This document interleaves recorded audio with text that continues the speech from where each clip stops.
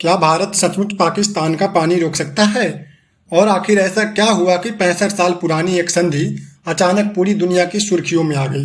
नमस्कार दोस्तों, आज हम बात करेंगे इंडस वाटर ट्रीटी यानी सिंधु जल संधि की। एक ऐसी संधि जिसे दुनिया की सबसे सफल जल वितरण संधियों में गिना जाता है। लेकिन 2025 में यह संधि भारत पाकिस्तान संबंधों के सबसे चर्चित मुद्दों में से एक बन गई। तो आखिर यह संधि क्या है, क्यों बनाई गई थी, भारत को कितना पानी मिलता है इस संधि के तहत, पाकिस्तान को कितना मिलता है पानी, और सबसे महत्वपूर्ण सवाल, क्या भारत वास्तव में इस संधि को खत्म कर सकता है? तो आइए पूरी कहानी शुरू से समझते हैं कि विभाजन के बाद समस्या कहां से शुरू हुई।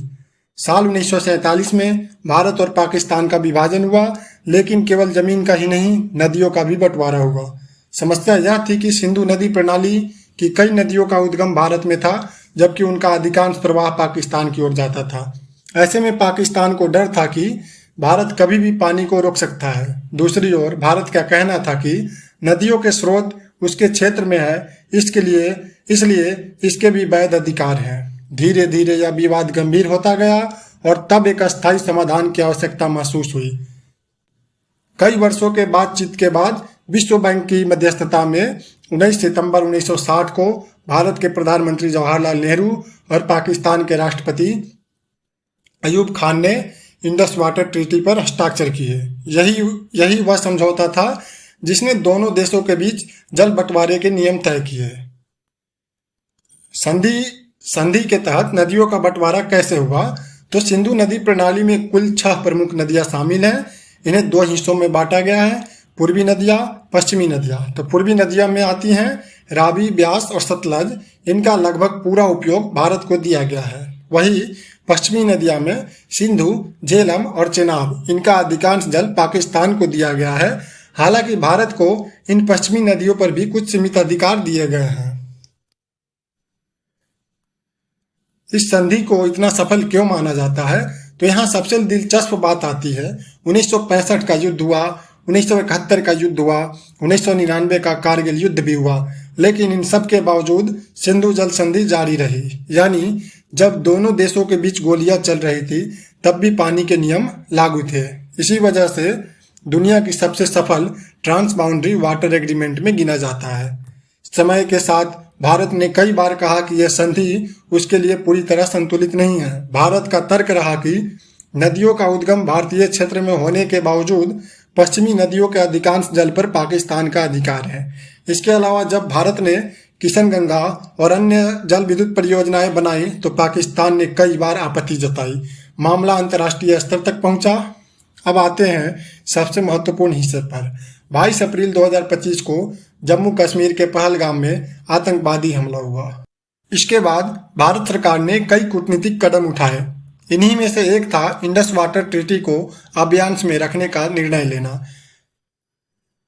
लेकिन सस्पेंड नहीं, अभियान क्यों? यह एक बहुत महत्वपूर्ण सवाल है। कई लोगों ने कहा कि भारत ने संधि को सस्पेंड कर दिया, लेकिन आधिकारिक रूप से भारत ने अभियान शब्द यानी कि स्थगित शब्द का इस्तेमाल किया। ऐसा इसलिए क्योंकि संधि में किसी भी एक पक्ष को एक तरफा तरीके से समाप्त या निलंबित करने का स्पष्ट अधिकार नहीं दिया गया। इसलिए कानूनी और कूटनीतिक दृष्टि से भारत ने कहा कि वह संधि के सामान्य संचालन को फिलहाल रोक रहा है। यानी यह एक जटिल कानूनी और रणनीतिक कदम था। क्या भारत पाकिस्तान के पानी को रोक सकता है? यह प्रश्न अक्सर पूछा जाता है। सैद्धांतिक रूप से भारत पूर्वी नदियों के अपने हिस्से का अधिकतम उपयोग कर सकता है, लेकिन पश्चिम नदियों का पूरा पानी तुरंत रोक देना व्यवहारिक रूप से संभव नहीं है। इसलिए इसके लिए विशाल बांधों, जलाशयों और बुनियादी ढांचों की आवश्यकता होगी। इसलिए वास्तविकता उतनी सरल नहीं है जितनी सोशल मीडिया पर दिखाई जाती है। भारत के लिए संधि जल प्रबंधन, ऊर्जा उत्पादन, रणनीतिक हितों से जुड़ी हुई है। वही पाकिस्तान के लिए यह संधि और भी अधिक महत्वपूर्ण है, क्योंकि उसकी कृषि व्यवस्था का एक बड़ा हिस्सा सिंधु नदी प्रणाली पर निर्भर करता है। इसलिए इस संधि में किसी भी बदलाव का प्रभाव करोड़ों लोगों पर पड़ सकता है। तो दोस्तों, इंडस वाटर ट्रीटी सिर्फ पानी के बंटवारे का समझौता नहीं है, यह दक्षिण एशिया की राजनीतिक, सुरक्षा, कूटनीति और क्षेत्रीय स्थिरता का एक महत्वपूर्ण स्तंभ है। एक ऐसी संधि जिसने 3 युद्धों का दौर देखा, दशकों तक तनाव झेला और फिर 2025 में एक बार फिर वैश्विक चर्चा का विषय बन गई।